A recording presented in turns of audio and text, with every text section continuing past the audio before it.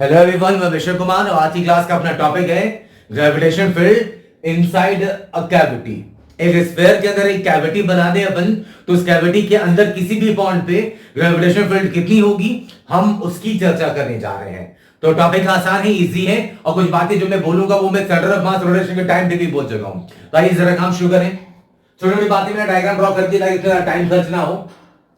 एक स्फीयर मान लें, एक स्फीयर जिसकी रेडियस है r1, सेंटर से L दूरी पे एक सेंटर रखते हुए एक कैविटी काट ली हमने इसमें से, जिसकी कैविटी की रेडियस है r2। तो कैविटी और कैविटी है ना, कैविटी और स्फीयर के सेंटर के बीच में डिस्टेंस है L। जिस पॉइंट पे आपको ग्रेविटेशन फील्ड निकालनी है वो पॉइंट है P। स्फीयर के सेंटर से x दूरी पर, ये x दिखाया मैंने वेक्टर फॉर्म में, देख लो एरो इधर पॉइंट कर रहा है, पोजीशन वेक्टर, और कैविटी के सेंटर से ये y दूरी पे। अब निकाले कैसे पॉइंट P पे ग्रेविटेशन फील्ड? अगर आपको ये वीडियो अगर डायग्राम दिख नहीं रहा हो अच्छे से, आप जूम करके देख लेना। तो अब जरा आपको ये बताना है मुझे कि कैसे पॉइंट P पे ग्रेविटेशन फील्ड निकालें। तो ये टेक्निक वही पुरानी है, आपकी सुनी सुनाई सी, जानी पहचानी सी, जो पहले मैं बता चुका हूं। पहले आप ये मान लो कि ये पूरा स्फीयर कंप्लीट है, ये कैविटी है ही नहीं। तो पूरे कंप्लीट स्फीयर की वजह से पॉइंट P पे ग्रेविटेशन फील्ड निकाल लें। किसी भी स्फीयर के इंटरनल पॉइंट पे फील्ड कितनी होती है इसका फॉर्मूला है अपने पास, है ना। उसके बाद आप मान ली कि यहां पे जो कैविटी वाला साइड है, अभी तो हमने पूरा मान रखा है, तो कैविटी जितनी ही एक लेके आ जाए स्फीयर नेगेटिव मास का, और वो रख देंगे तो नेगेटिव पॉजिटिव, पहले यहां ये मास है पॉजिटिव, और यहां पे उतना ही नेगेटिव लाके रख दोगे तो नेगेटिव पॉजिटिव जीरो, मतलब ये क्या बन जाएगा यहां पे कैविटी, है ना। तो नेगेटिव मास का कॉन्सेप्ट हम पहले भी डिस्कस कर चुके हैं, वही चीज दोबारा से है। तो मान लेते हैं अपन ग्रेविटेशनल फील्ड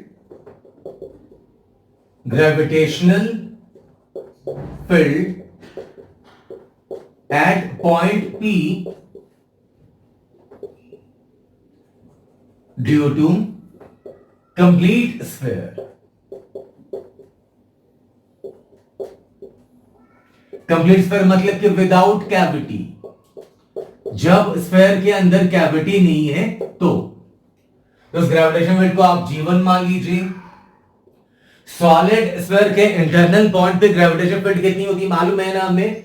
जैसे मान लीजिए ये सॉलिड स्फीयर और सेंटर से r डिस्टेंस पे ये पॉइंट है। सॉलिड स्फीयर की रेडियस है कैपिटल R, इसकी मास है m। तो ग्रेविटेशन फील्ड का फॉर्मूला क्या पढ़ा था हमने, Gm by r cube into r। और अगर वेक्टर फॉर्म में लिखना चाहें तो ग्रेविटेशन फील्ड तो अंदर की तरफ होगी ना, अट्रैक्टिव होती है ना, तो क्या लिख सकते हैं अपन, Gm by r cube into r vector. लेकिन r वेक्टर तो ये रेडियली आउटवर्ड फील्ड होगी अंदर की तरफ, ये माइनस साइन। थोड़ी सी बात है ना, ये अपन डिस्कस कर चुके हैं पहले। इस पॉइंट पे फील्ड होगी अंदर की तरफ, तो ये लिखा मैंने Gm by r cube into r vector, लेकिन r वेक्टर तो रेडियली आउटवर्ड है, फील्ड होगी अंदर की तरफ, इसलिए माइनस साइन लगा दिया। आइए, तो पूरे स्फीयर की वजह से अगर आपको पॉइंट P पे ग्रेविटेशन फील्ड चाहिए तो ये हो गया Gm by r cube into x vector. लेकिन ग्रेविटेशन फील्ड बाहर थोड़ी, वो तो अंदर होगी, रेडियली अट्रैक्टिव होती वो, तो बाहर नहीं अंदर की तरफ, तो ये माइनस साइन। फॉर्मूले के तौर पे भी लोग इसे याद रखते हैं, आप चाहे तो याद रख लें। m किसका मास है पूरे स्फीयर का, m जो है वो है कंप्लीट स्फीयर का मास, कंप्लीट स्फीयर का। वैसे ही similarly gravitational field due to negative mass at cavity, इसे मैं G2 मान लेता हूं। ध्यान देना, इतना जो अभी तो ये पूरा स्फीयर है और इतने ही रेडियस का एक नेगेटिव मास लेके आ जाएंगे, तो पूरा स्फीयर है तो मास तो पॉजिटिव ही होती है, तो इतना ये भी पॉजिटिव है, और यहां पे ऐसी एक नेगेटिव मास लेके आ जाओगे तो नेगेटिव पॉजिटिव मिलके जीरो, और जीरो मास मतलब कैविटी, मास है ही नहीं। तो नेगेटिव मास का ये जो फंडा है हमने पहले भी डिस्कस किया है, रोटेशन ये सेंटर मास में। आइए, तो ये जो कैविटी है इसका मास m डैश मान लेता हूं मैं, m डैश। तो जी माइनस एम डैश, नेगेटिव मास भाई। इसका रेडियस कितना है R2 क्यूब। अच्छा इसका R1 था ना, R1 लिख देना चाहिए मुझे, R1 बड़े वाले स्फीयर का R1 था, इसका R2 है, तो माइनस जी R2 क्यूब इंटू डिस्टेंस कितनी है इसके सेंटर से, ये y, तो y वेक्टर ग्रेविटेशन फील्ड होती है रेडियली इनवर्ट, इसलिए माइनस साइन लगाना चाहिए मुझे यहां पे। क्लियर है पॉइंट ये। m डैश जो है ये है negative mass of cavity.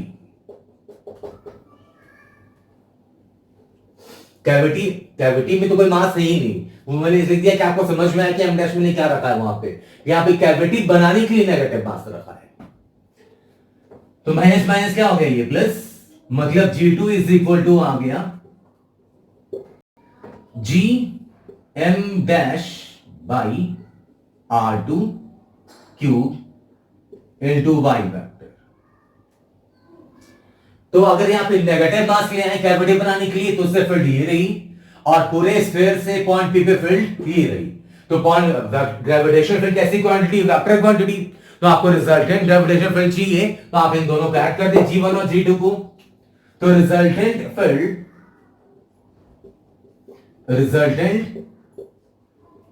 Field at P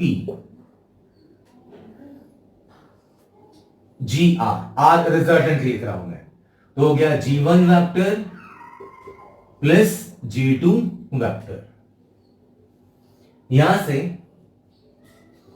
G resultant is equal to G1 vector आ गया माइनस GM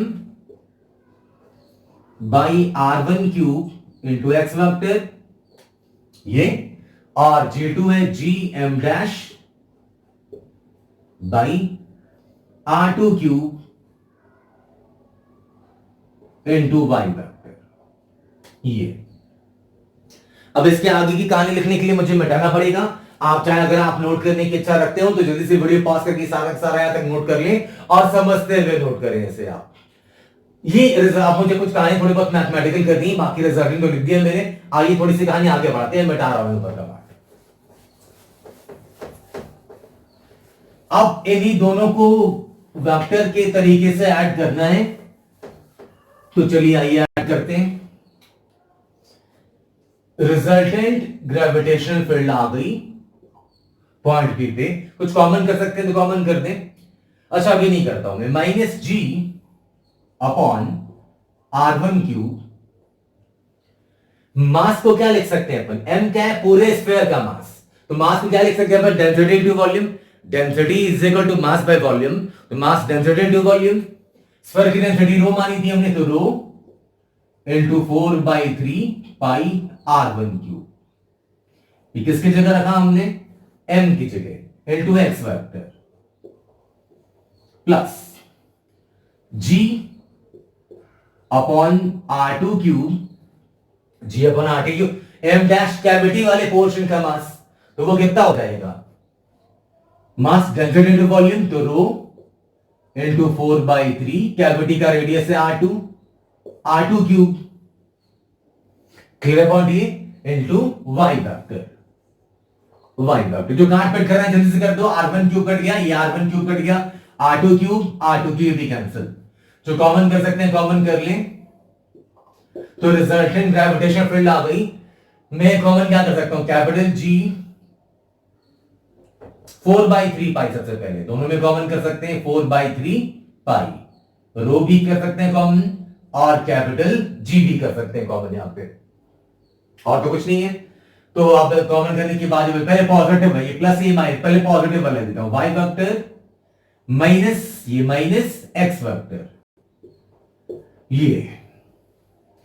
अब जरा वेक्टर की बेसिक नॉलेज की जरूरत है, जो इस स्टेज तक आकर आप वीडियो देख रहे हैं तो जाहिर है कि वो आपके पास है ही, लेकिन फिर भी एक बार मेरा फर्ज बनता है तो मैं आपको बता रहा हूं, ध्यान दीजिए प्लीज। जरा इस वाले ट्रायंगल पे ध्यान दो, इस वेक्टर का हेड सी से सी डैश की तरफ जो है, और इस वेक्टर का टेल मिल रहा है, तो रिजल्टेंट ही रहा L vector in triangle P C C dash, P C C dash लिख सकते हैं ना अपन, L vector plus y vector is equal to x vector.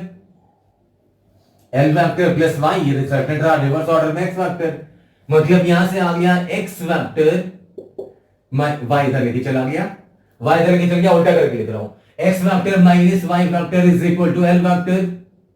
लेकिन यहां तो y vector minus x vector है भाई, माइनस साइन कॉमन कर दें, माइनस डाल दे दोनों तरफ, तो माइनस कॉमन करके इधर भेज दें, हो जाएगा y vector minus x vector is equal to minus l vector. ये यहां से उठाओ और ये रख दो ऊपर, तो हेंस रिजल्टेंट ग्रेविटेशन फील्ड आ गई 4/3 पाई रो कैपिटल जी, और y vector minus x vector की जगह लिख सकते हैं अपन माइनस एल वेक्टर। तो रिजल्टेंट ग्रेविटेशनल फील्ड कैविटी के पॉइंट पे आ गया, माइनस से निकालिए तो 4/3 पाई रो जी एल वेक्टर। सबसे पहले डायरेक्शन की चर्चा कर लें। माइनस एल वेक्टर में देखो आप, एल वेक्टर किधर था, सी से सी डैश की तरफ, एरो इधर है, मैंने दिखाया था मैंने, माइनस एल मतलब अंदर की तरफ। तो बहुत लाजमी भी है कि ग्रेविटेशन फील्ड अट्रैक्टिव होगी तो अवे फ्रॉम द सेंटर नहीं हो सकती, श्योरिटी कि टुवर्ड्स द सेंटर होनी चाहिए। तो साबित हो रहा है यहां से माइनस एल वेक्टर है, यहां पे आप देख लें, एल वेक्टर मैंने सी से सी डैश ऐसा दिखाया रेडियली आउटवर्ड, लेकिन जो फील्ड आ रही है वो आ रही माइनस एल वेक्टर मतलब अंदर की तरफ, जो हमें अंदाजा था कि ऐसा होगा। लेकिन कुछ खास चीजें और भी हैं, देखो आप, जो कैविटी का के किसी भी पॉइंट पी पे जो ग्रेविटेशन फील्ड निकली वो ना तो कैविटी के रेडियस पर डिपेंडेंट है, देख लो R2 नजर नहीं आ रहा फॉर्मूले में, मतलब कैविटी का रेडियस कुछ भी होता इसलिए R2 नजर नहीं आ रहा, मतलब कि 1 सेंटीमीटर की कैविटी चाहे 10 सेंटीमीटर की कैविटी हो फर्क नहीं पड़ता। तो कैविटी के अंदर की जो है ग्रेविटेशन फील्ड वो कैविटी के रेडियस के इंडिपेंडेंट है। क्लियर है पॉइंट? ये बड़े वाले स्फीयर के रेडियस के भी इंडिपेंडेंट है, कितने स्फीयर में से क्या कैविटी काट रहे उस पर भी डिपेंड नहीं कर रहा, ये सिर्फ और सिर्फ एक बात पर डिपेंडेंट है कि जो बड़े वाले जो कंप्लीट स्फीयर है उसकी सेंटर और कैविटी की सेंटर, इन दोनों के बीच में डिस्टेंस कितनी है, एल वेक्टर पे डिपेंडेंट है। और वो तो जाहिर है वो दिख रहा है आपको कि स्फीयर के डेंसिटी पे भी डिपेंडेंट है। तो एक इंपॉर्टेंट पॉइंट यहां से आपको मिल रही है, यहां पे क्वेश्चंस बन के आते रहे पुराने पेपर्स में, ग्रेविटेशनल में लिख के देता हूं उसे, gravitational field inside a cavity, gravitational field inside a cavity does not depend on size of the cavity। ये कैविटी की साइज पर डिपेंड नहीं करेगी, ये जाहिर है दो बातों पर डिपेंड करिए, सिर्फ कांस्टेंट हो गई ना फील्ड, तो ग्रेविटेशन फील्ड जो कैविटी के अंदर है वो कांस्टेंट है and is constant at any point inside the cavity, at any point inside the cavity। तो खास तौर पे दो बातें हैं जो नोटिस करने वाली हैं और याद रखने वाली भी हैं, डिवाइड तो अपन कभी भी कर ही सकते हैं कि देख लो आप, कैविटी के अंदर जो कैविटी की साइज पर डिपेंड नहीं करी, आपको रिजल्ट में R2 नजर नहीं आ रहा और ये भी नजर नहीं आ रहा कि सेंटर से, देखो ध्यान से देखना जरा, सेंटर से y डिस्टेंस पे पॉइंट पी लिया हमने, लेकिन y नजर नहीं आ रहा आपके रिजल्ट पे, मतलब ये पॉइंट पी यहां लेते यहां वहां कहीं भी लेते आप, फील्ड आपकी वही रहती जो ये हम लेकर आए हैं।